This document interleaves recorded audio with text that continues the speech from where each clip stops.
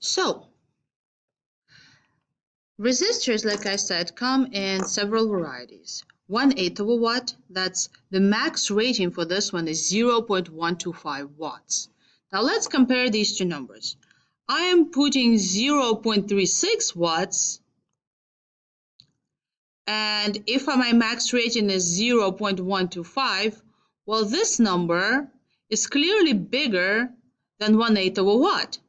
So I can't use 1/8 of a watt resistor. It's gonna get super hot, it's gonna start melting, bad things gonna happen. Okay, well, let's take a look at quarter watt resistor. Well, quarter watt resistor is 0.25 watt.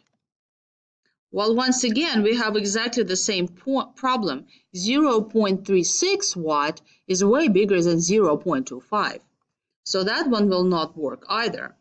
So how about half a watt resistor? Okay, well, I think we finally hit the jackpot over here because this one is actually larger than 0.36. Now, here's the thing. It is very rare that you would need this resistor in this class because you usually get this when you have very large currents. But in my class, you usually want to keep your currents small because you want to light up a bunch of LEDs and they don't really need that much. So when you guys gonna build your project, you will be minimizing this. All right, so next, let's try and figure out how to predict how long our battery is going to last. Because this is why I have calculated my total power over here. But turns out this is not the most useful measure to figure out how to get our number of hours that our project is going to work. And this is why. When you think about your batteries, they are a lot like cookie jars, right? So here's a cookie jar. If you have 10 cookies in your cookie jar and you take one cookie a day, it's going to last you 10 days. The thing is, the battery is not really like a cookie jar. It's like a cookie jar where if you take one cookie every day, you're going to have 10 cookies in the cookie jar. But if you take 4 cookies a day, you're going to have only 8. So what's happening is the faster you take out voltage, faster you take out power energy out of your battery, the less energy your battery actually contains. This is really weird, but it's true. So this analogy is not actually true. The battery is not a cookie jar, right? The number of cookies change in the battery depending on how fast you take them out.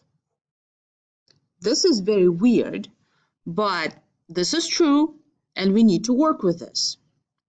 So what we need is information. We need to know how fast our cookie jar is shrinking depending on how fast we take out the voltage, right? So how can we do this?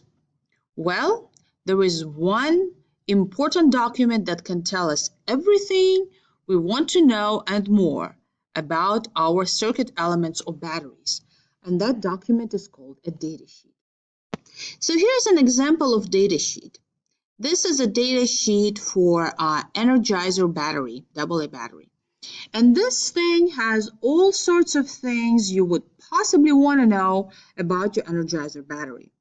For example, it gives you all the dimensions of the battery. It tells you how long you can store it. See, it says shelf life 10 years at 21 Celsius. That's room temperature. So you can store these batteries for up to 10 years.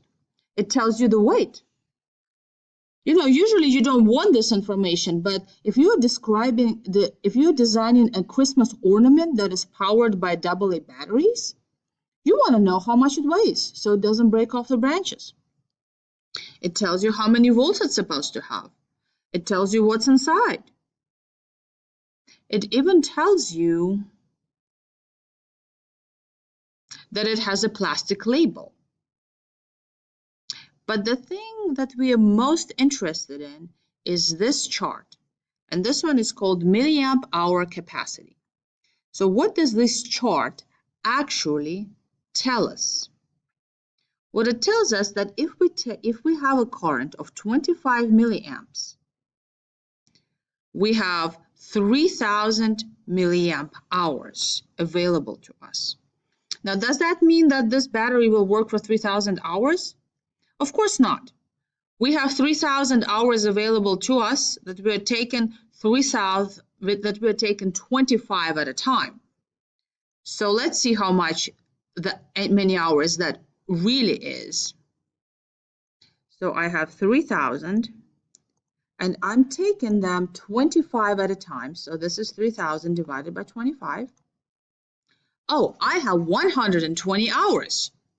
That's 5 days. Well, that doesn't seem like a lot, but think about it. This is 5 days of continuous work. And nobody runs their devices, especially their ornaments, for 5 days in a row. You're done using them, you turn them off. So 5 days is actually a lot.